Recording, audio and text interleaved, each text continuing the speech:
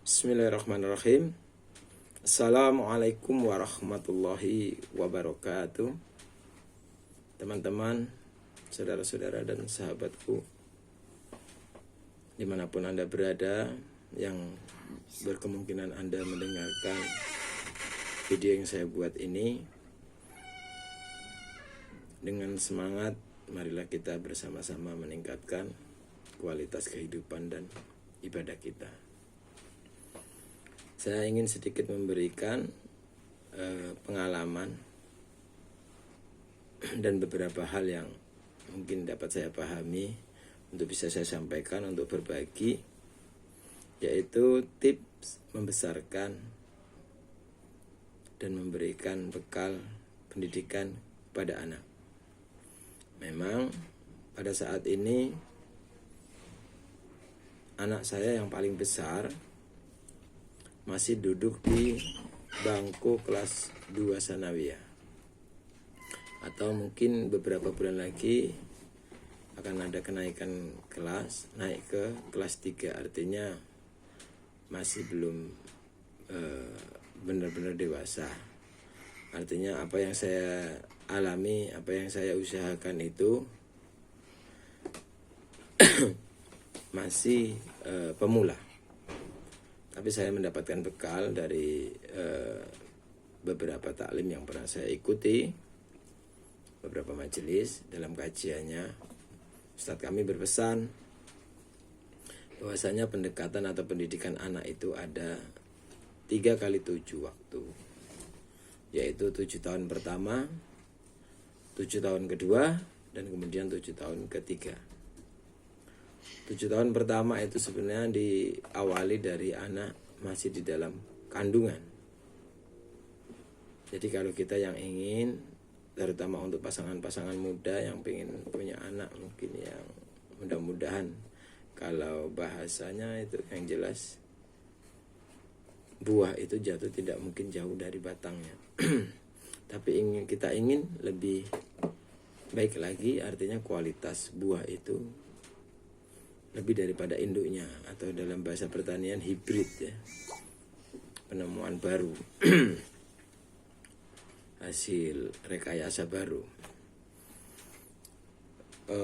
Untuk tahun pertama itu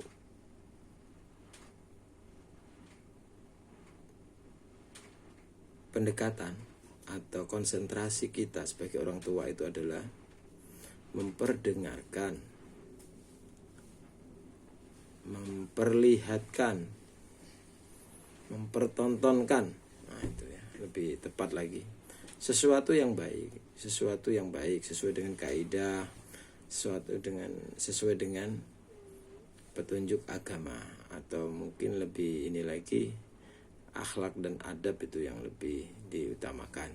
Atau secara spesifik mungkin kita dalam bertutur kata, bertutur sapa, perdengarkan anak-anak kita itu dengan kata-kata tutur sapa mungkin yang lebih baik. Dengarkan mungkin musik-musik yang baik, suara-suara yang baik. Artinya kita menciptakan lingkungan yang baik, dan kita bimbing mereka dari usia 0 sampai dengan 7 tahun ini. Kita jadikan mereka mental-mental yang kuat. Mental-mental yang kuat itu dalam artian ketika kita sebagai orang tua dalam membesarkan mereka itu, kita beri asupan yang terbaik. Semangatnya begini, kita mungkin punya penghasilan pas-pasan itu ya, atau mungkin lebih sedikit, kita bisa saving atau tabung sedikit. Jadi rezeki itu sekarang untuk anak, nanti juga untuk anak. Tapi kalau kita berikan sekarang dengan kita berikan nanti, itu hasilnya akan jauh lebih baik. Lebih baiknya bagaimana? Karena kalau anak ini sudah terkontaminasi, kemudian nanti kita berikan rezeki, ini kalau orang tua punya rezeki lebih kan untuk anak, lebih baik diberikan sekarang. Artinya gizi mereka, pakaian mereka, permainan mereka, dan hal-hal yang lain dalam mereka mulai bergaul, berkawan, jangan sampai ketinggalan. Artinya apa? Ketika kawan-kawannya bermain sepeda, ya sebisa mungkin kita usahakan anak kita juga mungkin memiliki sepeda, walaupun tidak baru kita belikan yang second atau yang bekas, tapi memiliki sepeda sendiri, jadi punya kebanggaan. Anak kita tidak minder. Atau mungkin dalam berpakaian atau segala macam, bukan berarti harus mengikuti orang lain baru, kita baru, tidak. Tapi kita jangan sampai penampilan, pergaulan anak kita itu jauh terbelakang. Jangan sampai anak kita ini istilahnya dalam pergaulan menjadi guyonan atau dibully gitu ya. Jadi kita naikkan semangat atau mental mereka itu menjadi mental-mental yang tangguh, percaya diri, optimis. Kemudian setelah melewati 7 tahun pertama itu, 7 tahun kedua, jadi dimulai dari usia 8 tahun sampai dengan usia 15 tahun. Nah ini yang terberat, ini masa transisi. Kalau di awal kita sudah memperdengarkan, mempertontonkan, memperlihatkan sesuatu yang baik, film-film itu akan diserap, akan disimpan di memori anak kita. Insya Allah apa yang akan menjadi perilaku mereka, menjadi yang ada di dalam hati dan pikiran mereka adalah sesuatu yang pernah dilihat, pernah ditonton, pernah didengar. Nah itu insya Allah menjadi sesuatu yang baik. Terus kemudian bagaimana kalau misalnya 1 atau 7 tahun yang pertama itu gagal, kita mungkin belum diberikan hidayah gitu ya, kita mungkin masih ya tidak keruan, kita belum cukup ilmu mungkin ya, kita belum berpengetahuan, jadi sembarangan gitu ya. Ini harus lebih ekstra lagi. Tapi kita berbicara yang ideal, artinya 7 tahun yang kedua, yaitu usia 8 sampai dengan 15 tahun ini adalah pendekatan.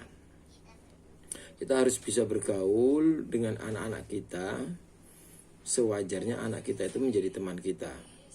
Dia bisa curhat, dia bisa ngobrol bersama-sama, bercanda gurau, seperti itu. Sampai dengan usia 15 tahun. Karena nanti di usia ini anak-anak kita kalau laki-laki, dia akan dalam transisi akhir balik. Dia nanti akan mungkin mulai merasakan getar-getar atau jatuh cinta dengan lawan jenisnya dan sebagainya dan sebagainya. Nah ini sering terjadi ketika mereka